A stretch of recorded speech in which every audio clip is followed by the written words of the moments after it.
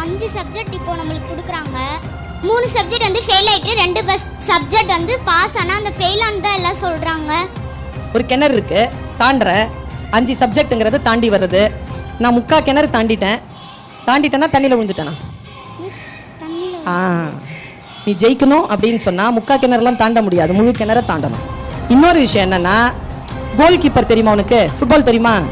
கோல் கீப்பர்ல கோல் எவ்வளவு பிடிச்சானோ அது இல்லை, அது எல்லாரும் மறந்துடுவாங்க.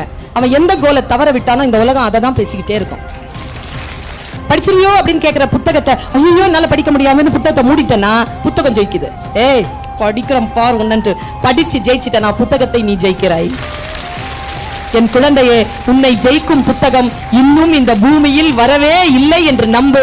எந்த புத்தகத்தை திறந்தாலும் உன்னால் புரிந்து கொள்ள முடியும் என்று நினைத்து புத்தகத்தை கையில் எடு. நீ ஃபெயிலே ஆக மாட்டாய். இந்த பேராசிரியை உனக்கு நான் ஆசீர்வாதமாய் சொல்லுகிறேன். நீ ஜெயிக்க பிறந்த குழந்தை. படிச்சு மட்டும் பாத்துரு.